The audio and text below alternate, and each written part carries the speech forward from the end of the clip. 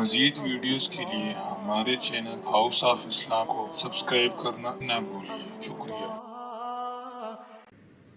مشتاق احمد صاحب ملازمت پیشہ ہیں۔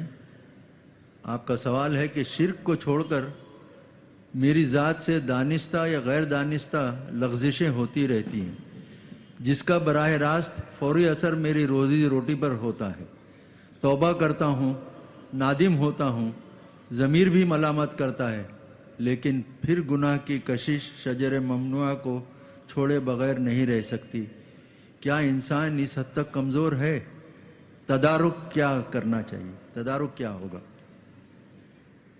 دیکھیے، تدارک تو یہ ہے کہ اپنے ایمان کو اور گہرا کیجئے، اور گہرا کیجئے، اور گہرا کیجئے، جس کا منبع اور سرچشمہ قرآن ہے۔ قرآن پڑھیں، اور قرآن کو اول تو کوشش کریں، اگر آپ کی عمر ابھی ایسی ہے کہ آپ سیکھ سکتے ہیں تو عربی زبان سیکھیں اور قرآن کو اپنی آنکھ سے پڑھیں، ترجمے سے نہیں۔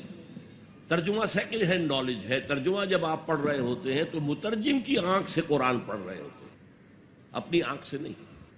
تو وہ سیکنڈ ہینڈ نالج ہے۔ وہ نالج دے سکتا، انسپائر نہیں کر سکتا۔ ترجمہ کبھی انسپائر نہیں کرتا۔ تو ایمان جو پیدا ہوتا ہے وہ قرآن کو سمجھ کر پڑھنے سے ہے۔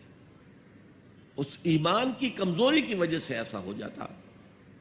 اچھا، یہ بھی ہے کہ بعض طبائع، جیسے کوئی جسمانی طور پر بہت قوی ہے، بعض جو کمزور ہیں پیدا ہی لاغر ہوتے ہیں اور پھر ساری عمر لاغر رہتے ہیں۔ ایسے ہی اندر سے انسان کے اندر جو قوت ارادی ہے وہ بھی بعض کی مضبوط ہوتی ہے، جو فیصلہ کر لیا ڈٹ گئے۔ بعض کی قوت ارادی اتنی مضبوط نہیں ہوتی۔ مثلا بعض لوگ سگریٹ چھوڑنا چاہتے ہیں، نہیں چھوڑ سکتے، 8 مہینے 10 مہینے، پھر اس کے بعد جو ہے وہ دوبارہ عود کر گئی۔ تو یہ وہ ان کی جو ول پاور ہے، اسٹرینتھ آف ڈٹرمینیشن، وہ کم ہے۔ تو اللہ نے ان کے لیے بھی فرمایا ہے، توابون خطاؤن کل بنی آدم خطاؤن، اور خیر الخطائین التوابون، تمام انسان انتہائی خطا کار ہیں۔ ان خطا کاروں میں وہ ہیں جو توبہ بہت کرتے ہیں۔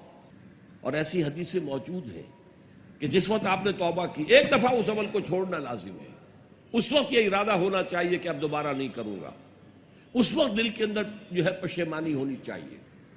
اور اگر وہ حقوق و لباد کا گناہ ہے تو یا تو جس کا پیسہ مارا ہے اس سے معافی حاصل کریں یا کمپنسیٹ کریں، اس لیے کہ حقوق و لباد کے جو معاملات ہیں وہ اللہ معاف نہیں کرے گا۔ اپنے حقوق کو معاف کرنے میں وہ بہت سخی ہے۔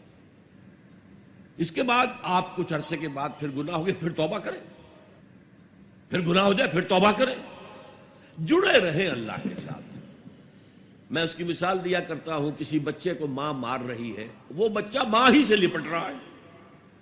اسی طریقے سے اللہ سے لپٹے رہو اور سمجھو کہ ہاں یہ مجھ سے گناہ ہو رہا ہے، پھر دوبارہ۔ تو اس لیے کوئی حرج نہیں ہے۔